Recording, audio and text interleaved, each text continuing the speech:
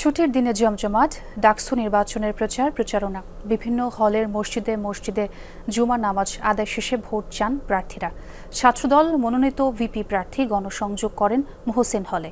শিবির মনোনীত প্রার্থী ভিপি পদপ্রার্থী আবু সাদিক কায়েম সূর্য সেন হলে।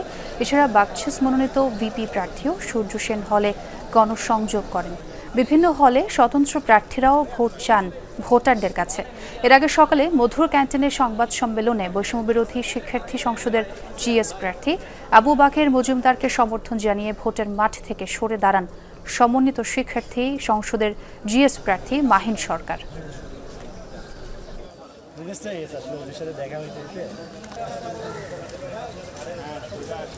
আমরা নারীদের জন্য সেই ক্যাম্পাস প্রতিষ্ঠা করতে পারবো, যে ক্যাম্পাস নারীরা নির্ভয়ে ঘোরাফেরা করতে পারবে, যে ক্যাম্পাসে নারীরা তার স্বকীয়তা চর্চা করতে পারবে। সবার আগে আমরা শিক্ষার্থীদের যারা হলে সিট পাবে না তাদের জন্য আবাসনের ভাতার ব্যবস্থা করা এবং হোস্টেল ভাড়া করা, সেই কাজটা আমরা করবো এবং দীর্ঘমেয়াদী পরিকল্পনা অংশ হিসেবে হল নির্মাণের জন্য আমরা কার্যকরী উদ্যোগ গ্রহণ করব।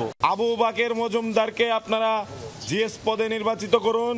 আবু বাকের মজুমদারের বিজয়ী মাহিন সরকারের বিজয় বলে সূচিত হবে। ছুটির দিনে দুপুরের পর ব্যস্ত সময় পার করছেন ডাকসু নির্বাচনের প্রার্থীরা। ঢাকা বিশ্ববিদ্যালয়ে আছেন আমার সহকর্মী রেদওয়ান আহমেদ, তার সঙ্গে একটু কথা বলতে চাই।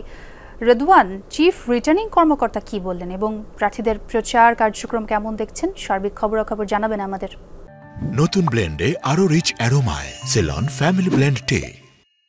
ছোঁয়া চিফ রিপোর্টারের যে সংবাদ সম্মেলন সেটি দিয়ে শুরু করতে চাই। মূলত চিফ রিটার্নিং কর্মকর্তা যেটি বলেছেন যে 7 তারিখ অর্থাৎ রবিবার দুপুর 12টার পর থেকে আসলে শিক্ষার্থীদের সেই বিষয়ে প্রশিক্ষণ দেওয়া হবে, তারা কিভাবে ভোট দিবেন। সেক্ষেত্রে আসলে নতুন ভোটার যারা আছেন তাদের কিন্তু আসলে খুব পরিষ্কার হয়ে যাবে আসলে ভোটদানের যে প্রক্রিয়া, এবং তিনি অনুরোধ করেছেন সবার কাছে যেন ভোটদান যে প্রক্রিয়াটি রয়েছে সেটি যেন খুব দ্রুতই সম্পন্ন করা যায় এবং বেশি সময় যেন না লাগে। সেক্ষেত্রে কিন্তু শিক্ষার্থীদের যে আগে প্রশিক্ষণের দেওয়ার যে বিষয়টি সেটি কিন্তু সামনে এসেছে। সেই সাথে তিনি বলেছেন যে এই নির্বাচনকে ঘিরে আসলে যে প্রার্থিতা বাতিলের যে কথাটি শোনা গেছে যে মাহিন সরকারের, তিনি বলেছেন যে এটি তার একান্তই ব্যক্তিগত সিদ্ধান্ত। তিনি এই সিদ্ধান্ত নিলে আসলে এতে আসলে বৈধতা আসলে চিফ রিটার্নিং কর্মকর্তা তেমন কিছুই করার নেই বা নির্বাচন কমিশনের কিন্তু তেমন কিছু করার নেই, এটি যার যার ব্যক্তিগত সিদ্ধান্ত। সেই সাথে তিনি যেটি বলেছেন যে নির্বাচনকে আরও গতিশীল করতে তারা কিন্তু একটি ডিবেটের আয়োজন করেছেন। সেই ডিবেটের আয়োজনের অংশ নিতেই কিন্তু আমরা এই মুহূর্তে টিএসসিতে অবস্থান করছি এবং টিএসসিতে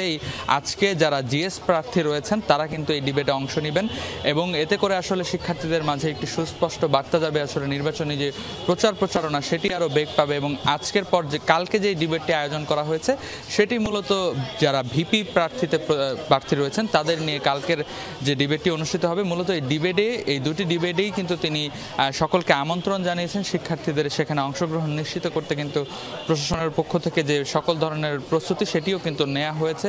সুতরাং বলা যায় যে নির্বাচনকে একরকম গতিশীল করতে, নির্বাচনের যে উৎসবমুখর পরিবেশ নিশ্চিত করতে, সেই সাথে প্রার্থীদের প্রতিদ্বন্দ্বিতা নিশ্চিত করতে এবং ভোটের পরিবেশ যেন সুষ্ঠু থাকে, সবকিছু মিলিয়ে কিন্তু আসলে নির্বাচনী আয়োজনকে আসলে বেগবান করতেই কিন্তু সব ধরনের আয়োজন নিচ্ছে এই বিশ্ববিদ্যালয় প্রশাসন। রেদওয়ান, অনেক ধন্যবাদ যোগ দেওয়ার জন্য।